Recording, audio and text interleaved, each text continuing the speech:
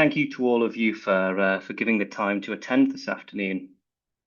It's going to be quite a short presentation because it's based on quite a short paper.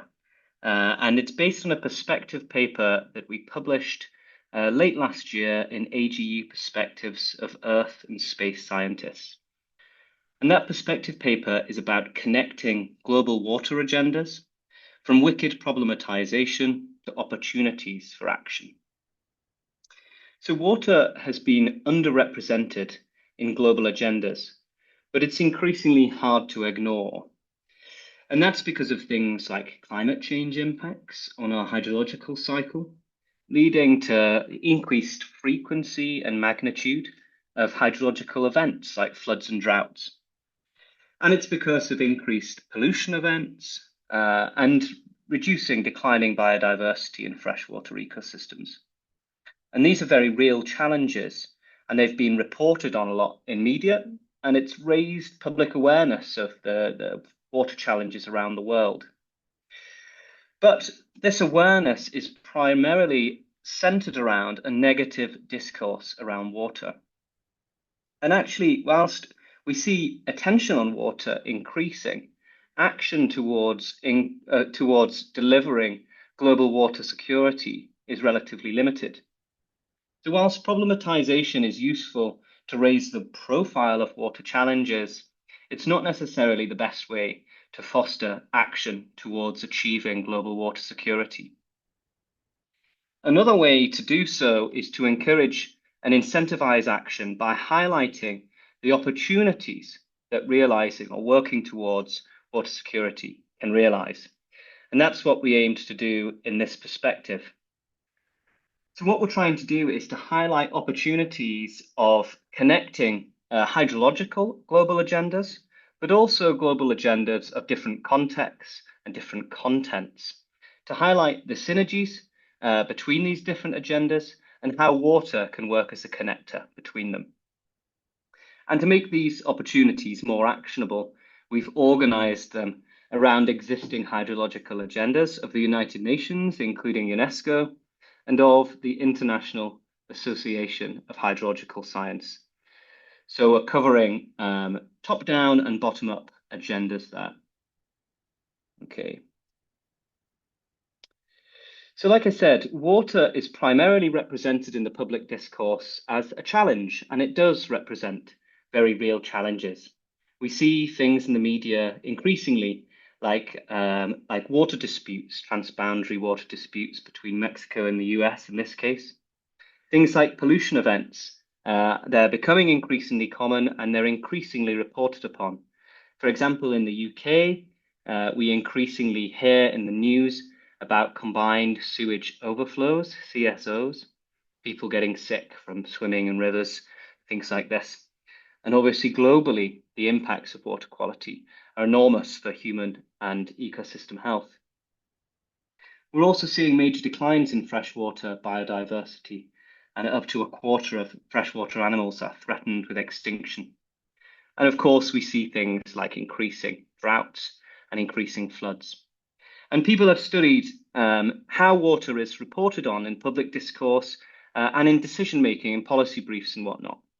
And we see an overwhelmingly negative disposition rather than positive.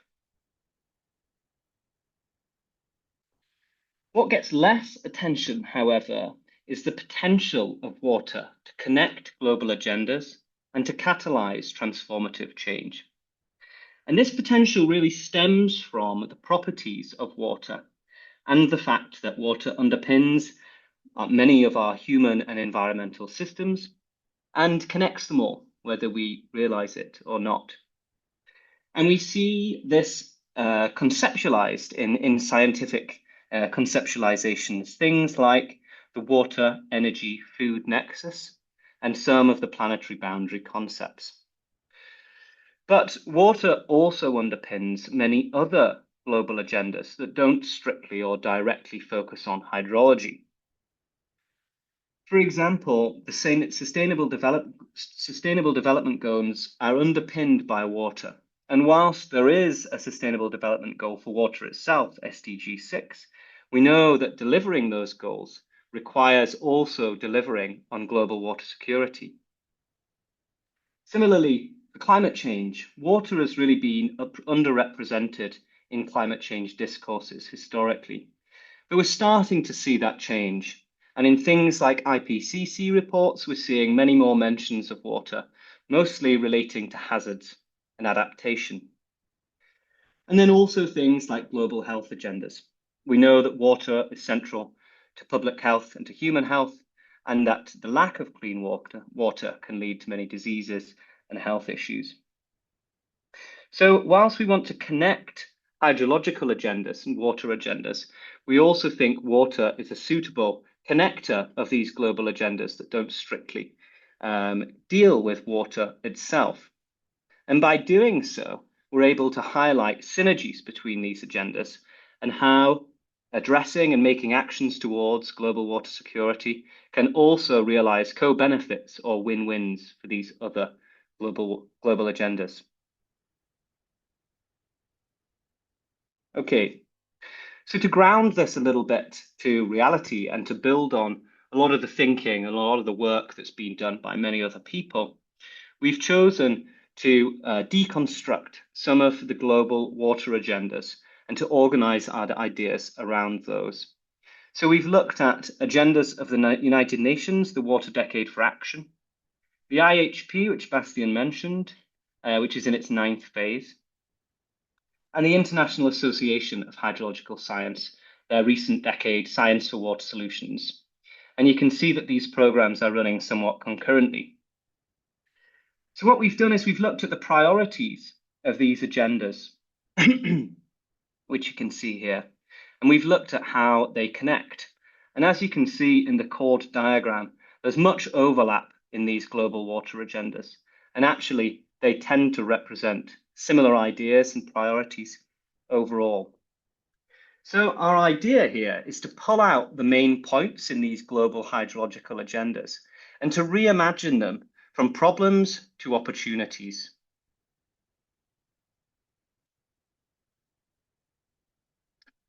So to do so, we've tried to categorize the main themes of these global water agendas.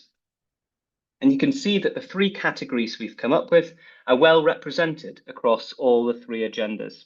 So we have the wicked water opportunity, the everywhere and nowhere paradox, and the thinking across scales. So I'm going to dive into these a little deeper now.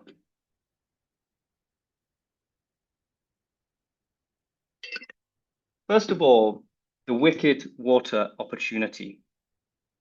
So global water security is viewed as a wicked problem. And that means that it's seemingly impossible to solve because of complex and dynamic requirements that are difficult to recognize. So it can't be solved by nations or by sectors or by disciplines by themselves, but it requires a sort of universal commitment and interdisciplinary cross-sectoral collaboration. And actually, this is complicated further by violation of stationary assumptions in most water management systems, things like international water treaties, which are generally violated by things like human-induced climate change. So whilst these properties make it difficult to address, they also open opportunities for it to act as a connector. So for example, it cannot be addressed by one group. They said it can't be addressed by individuals, nations, or disciplines by themselves. And this has wide-scale recognition in all the agendas we looked at. But as a result, co-production is becoming a priority in all the global hydrological agendas. And that's an approach to generating knowledge and generating action that brings people who have some stake in the research or in the solutions to the center of the generation process. So that might include academics and decision makers and communities and citizens. So whilst it includes hydrological experts, hydrological scientists, and people who generally work in hydrology and the operational side, for example, it's also opening spaces where interdisciplinary action can happen including people who don't strictly work in hydrology, but have associated complementary expertise. And this means that we can simultaneously deliver actions that realize multiple agendas, realizing co-benefits across those. Next, there is no single solution for global water security. We know there's no silver bullet. And solutions must be tailored to the conditions and priorities of the local environment. This obviously means that addressing global water security requires a really large and coordinated effort in order to make progress which is measurable. But it also opens opportunities for many people to get involved with addressing global water security. It means that many people can participate and connect to the challenge and contribute diverse knowledges. Associated with this is that the challenges of global water security are linked. And this means that fully addressing those challenges requires addressing many of them or all of them at once. Obviously, again, this means that a really large and coordinated effort is necessary in order to make any progress. But it also opens opportunities for us to realize synergies between different agendas and to deliver win-win scenarios. Next is the everywhere and nowhere paradox. So water is everywhere, it's all around us, but at the same time, it's often nowhere. And what do I mean by that? I mean that it's often above our heads in rainfall, it's under our feet in groundwaters, in rivers, lakes, seas, but at the same time, it's often out of reach. It's very deep underground, or it's locked up in glaciers, or it's polluted, too polluted for our use. And this makes it really difficult to conceptualize water in all its complexity at once. So, for example, representing simultaneously a risk and a resource, or something that there can be simultaneously too much of and too little of. And consequently, then, the narratives around water that people have can be disconnected and even paradoxical, and they can vary amongst people and amongst places. So everybody has a unique water experience, and that can lead to disconnected narratives and perspectives of water. And that's unlike many other global agendas. For example, for greenhouse gases, we don't really have a lived experience of greenhouse gases, but everybody has a lived experience of water. So whilst that creates challenges, the most important thing is that there's a ubiquitous lived experience. Everybody has a lived experience of water. And that creates a pathway or a route for everybody to be connected to the challenge. And that is a first step in helping to generate large-scale action towards addressing that challenge. So we need concerted education and communication efforts to leverage this opportunity of this ubiquitous lived experience to transfer the connection to the challenge to actions towards it. So like I said, because everyone has a different experience of water, a different lived experience, the narratives, and that's the stories we tell about water or the ways that we perceive it, they can be disconnected. And it can lead to actions or decisions that are at odds with one another, are in conflict. However, the fact that these narratives already exist opens opportunities to connect them, to connect our disparate water narratives, and to co-create a shared vision for what water should be, what water should look like, and how it should be managed, that everybody can get behind. So the dynamic properties of water and these unique water experiences mean that decisions around water, they have to be tailored to local preferences, local conditions, local priorities. And whilst that creates a lot of effort to address, it means, again, that there are many opportunities for people to get involved with actions towards global water security and to generate the kind of collective action that is necessary to meet such a gargantuan challenge. The third and the final of our categories is an observer effect.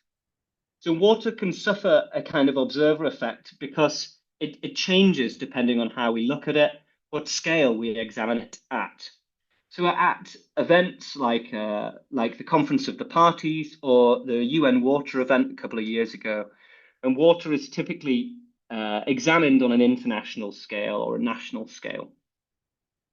But actually, most people experience and make decisions about water at the hyperlocal scale.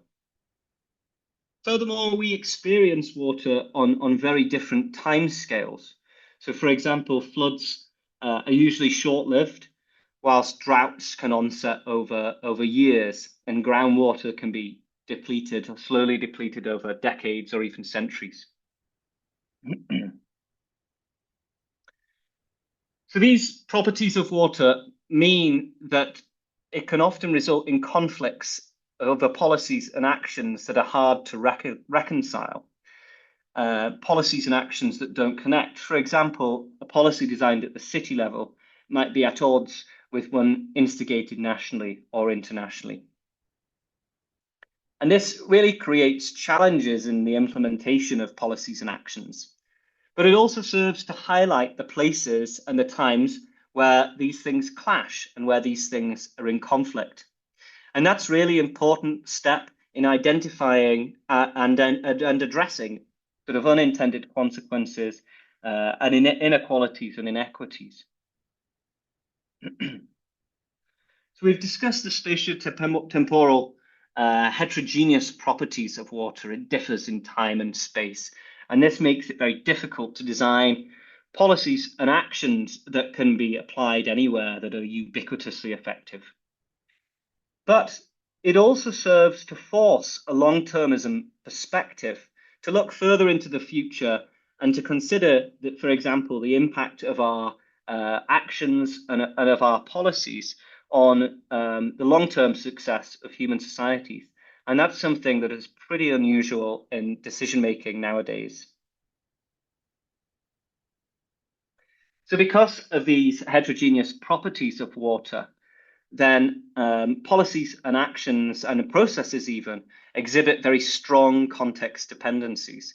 And it's actually still very unclear of how much of our knowledge generated one place or another can be applied elsewhere. Is it generalizable? And are the solutions we devise transferable to new places? So whilst this is a real challenge in connecting policies and actions, it also really represents an opportunity to help recognize the synergies between different policies and places and people, and the trade-offs between them as well, to help us overall realize more equitable outcomes. So just to conclude here, water presents an opportunity to address multiple global challenges together, but to do so, it must itself be connected.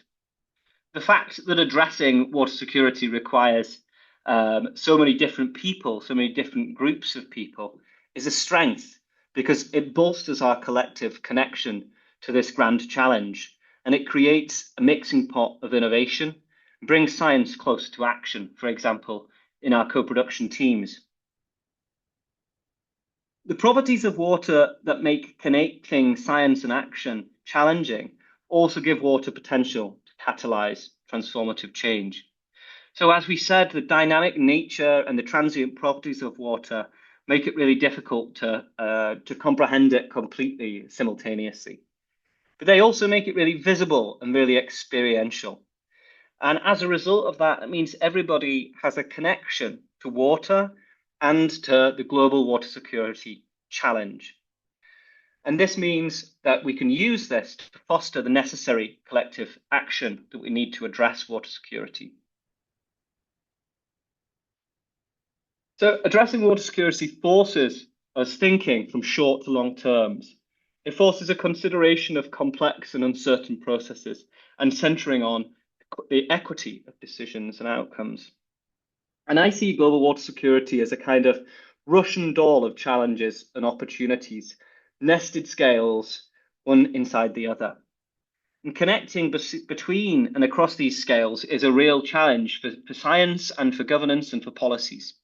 But even attempting to do so encourages a deeper consideration of the experiences and the outcomes for different groups of people and fosters a more equitable decision-making process. So finally, water security represents a global goal to unite every place, person, and process. So thanks again for joining the webinar here, and be happy to open up the discussion here.